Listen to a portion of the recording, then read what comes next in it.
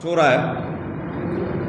ये कौन से इलेक्ट्रल बॉन्ड का है, नोटबंदी का है, कहां का पैसा है।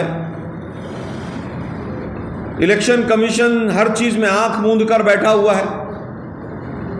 फर्स्ट फेज के कितना वोट परसेंटेज हुआ उसको बताने में 11 दिन लग गए। हर एक घंटे के बाद परसेंटेज आती है, आप सब मीडिया के साथ ही देखते होंगे। 11 बजे तक इतना पोलिंग, 12 बजे तक इतना पोलिंग, 2 बजे तक इतना पोलिंग। लेकिन फर्स्ट और सेकंड फेज के कितना टोटल वोट पड़ा उसको बताने में 11 दिन लग गए इलेक्शन कमीशन को। शायद साहब के यहाँ से हरी झंडी नहीं मिली होगी, राजा साहब ने नहीं कहा होगा कि बताने हैं अभी, और बताए भी तो 6% वोट बढ़कर सामने आ गए। आज देश के प्रधानमंत्री बताएं कि जब डिजिटल युग है, जब एक एक चीज एक एक मिनट में कहीं से कहीं फ्लो कर जाती है, और आप तो व्हाट्सएप यूनिवर्सिटी के पूरी तरह से वाइस चांसलर रहे हैं, ऐसा लगता है मुझे, तो 11 दिन क्यों लगे ये उड़ीसा की जनता को आप बता कर जाएं। जहां जहां आपकी डबल इंजन की सरकार है, वहां वहां पर क्या क्या दुर्दशा की है आपने, वो पूरा देश जानता है। डबल इंजन की सरकार कहां थी? उत्तराखंड। अंकिता भंडारी के मर्डर में जो वीआईपी था वो कोई आरएसएस का व्यक्ति था, तमाम अखबारों में और मीडिया में आया, आज तक नहीं पता चला। मोदी जी बताइए, डबल इंजन की सरकार में वो वीआईपी व्यक्ति कौन था जिसकी वजह से अंकिता भंडारी की हत्या हुई और उस बच्ची को अपनी जान गंवानी पड़ी। डबल इंजन की सरकार मणिपुर में थी, वहां पर क्या हुआ पूरे देश ने देखा है। और तो और आपने दिल्ली की राजधानी, जो देश की राजधानी है, उसको भी नहीं छोड़ा।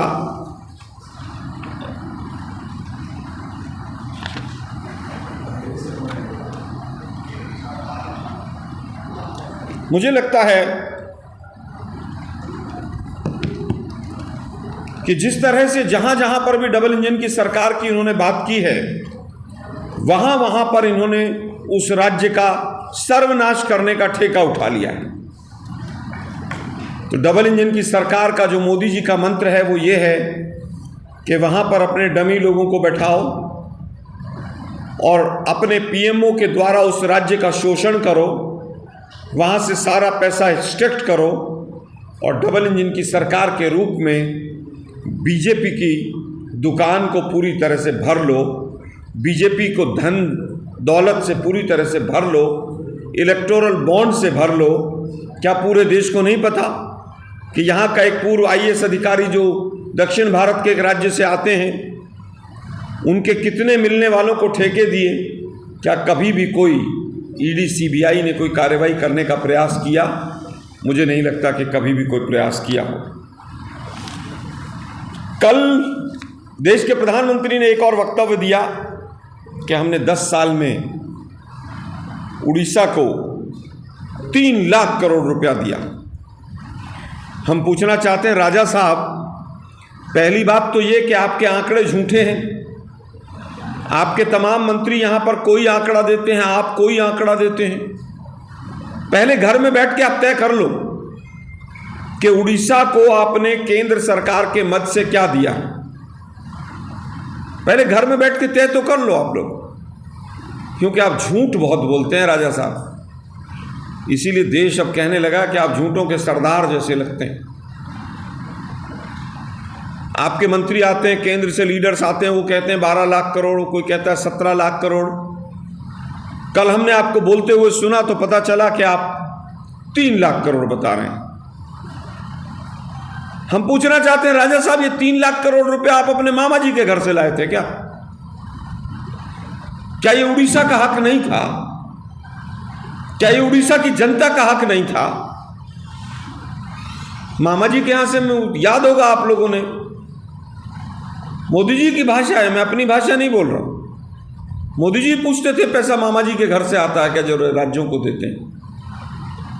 अब मैं मोदी जी से 2-3 सवाल पूछना चाहता हूं। मोदी जी, पहले तो ये बताइए कि ग्रीन एनर्जी का जो हमारा सेस का पैसा है उड़ीसा का, वो कितना बकाया है, उसको कब तक देंगे आप उड़ीसा को? वैसे तो आप 4 जून को जा ही रहे हैं, लेकिन आज तक क्यों नहीं दिया? कोल की जो रॉयल्टी का पैसा है अभी भी वो केंद्र के पास क्यों बकाया है? उसके बाद जीएसटी का जो हमारा सेस है, सेंट्रल जीएसटी का, वो उड़ीसा का शेयर कब तक हमें मिलेगा? और जीएसटी के जितने भी बाकी मद हैं उनका पैसा अगर सारा जोड़ लें तो लगभग 80 से 90 हज़ार करोड़ रुपया उड़ीसा का केंद्र सरकार ने दबा रखा है। आप कहते हैं 3 लाख करोड़ दिया, हम पूछ रहे हैं ये 1 लाख करोड़ रुपया जो आपने दबा रखा है, मोदी साहब ये कब तक आप देंगे? बालासोर में एक बहुत बड़ी ट्रेन एक्सीडेंट हुई थी, बहुत बड़ा ट्रेन का एक हादसा हुआ था। मोदी जी, हम पूछना चाहते हैं, इतना बड़ा ट्रेन हादसा हुआ, 300 के करीब उसमें मौत हो गई, वो जांच सुना था आप, सीबीआई जो आपका वो एक कठपुतली बन के रह गई है उसको आपने जांच दी थी। पहले कानपुर में हादसा हुआ 2016 में, तो आपने जांच एनआईए को दी थी और एनआईए ने 2017 में वो जांच बंद कर दी थी। मोदी जी, आप उड़ीसा में आए हैं। उड़ीसा जो है बहुत ही पवित्र मानसिकता और बहुत शांत लोगों की धरती है, मंदिरों की नगरी है ये भुवनेश्वर। बाबा जगन्नाथ का सबके पास ऊपर आशीर्वाद है। हम पूछना चाहते हैं कि बालासोर ट्रेन हादसे में आपके यहीं के अश्विनी वैष्णव जी जो मंत्री हैं, उनकी क्या जिम्मेदारी थी और वो जांच कहां तक पहुंची? उड़ीसा की जनता को बताकर जाइए। अब तो कई वर्ष हो गए, आप भी आए थे यहाँ पर, नई जैकेट वैकेट पहन के आए थे राजा बाबू यहाँ। बता के जाइए कि बालासोर की जो ट्रेन एक्सीडेंट की घटना थी उसकी जांच कहां तक पहुंची, उसका दोषी कौन था?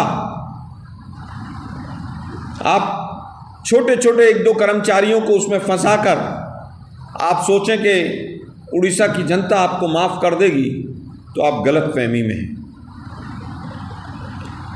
तीसरा हमारा सवाल है मोदी जी कि उड़ीसा की जनता ये जानना चाहती है कि जिस उड़ीसा में ट्राइबल पॉपुलेशन बहुत ज़्यादा है, जल जंगल और ज़मीन की आप भाषण तो देते हैं मांग के ऊपर, आप बताइए कि 2006 का जो फॉरेस्ट राइट्स एक्ट था उसको आपने डाइल्यूट क्यों किया? क्या आप अपने मित्रों को, जो आपके मित्र हम दो हमारे दो वाले हैं, क्या उनको आप यहाँ की खदानें देना चाहते थे? क्या जल जंगल और ज़मीन पर आप उनका कब्जा करवाना चाहते थे? जंगल की पेरीफेरी में इंडस्ट्रियल बेल्ट और तमाम कमर्शियल एक्टिविटीज़ का जो दायरा था उसको आपने छोटा क्यों किया? ट्राइबल पॉपुलेशन के ऊपर अत्याचार उड़ीसा में क्यों बढ़े? दोनों बताएं आप, राजा साहब भी बताएं और राजा साहब के मित्र भी बताएं, नवीन बाबू भी बताएं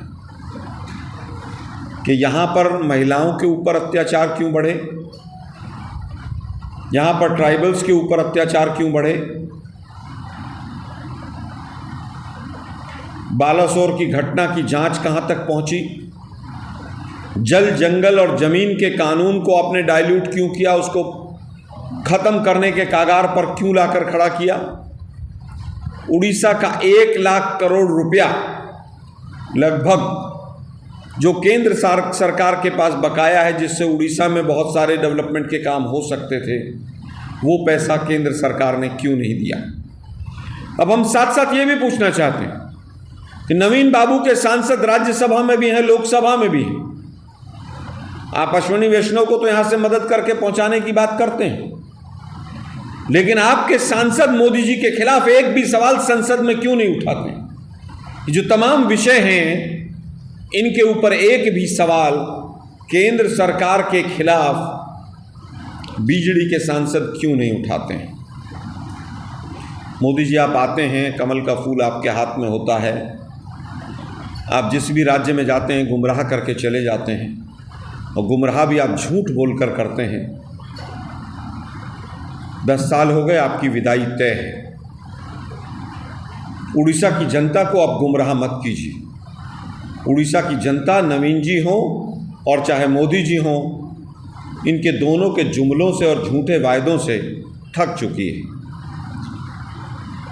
मोदी जी, ये 3-4 सवाल हैं हमारे, मूलतः बीजेपी के लोग भी यहाँ पर इन सवालों का उत्तर दें कि क्यों ऐसा हो रहा है कि लगभग 1 लाख करोड़ रुपया जो केंद्र सरकार के पास है वो अभी तक नहीं आया। पुनः रिपीट करता हूँ, तमाम बीजेडी के सांसद संसद में 10 साल तक खामोश क्यों रहे? किस तरह से क्राइम रेट बढ़ा ट्राइबल्स के ऊपर, उसके ऊपर मोदी जी एक शब्द क्यों नहीं बोलते हैं? और मोदी जी बता कर जाएं कि उड़ीसा की जनता के लिए 10 साल में उन्होंने क्या किया है। अब आपके सारे सवाल सादर आमंत्रित हैं।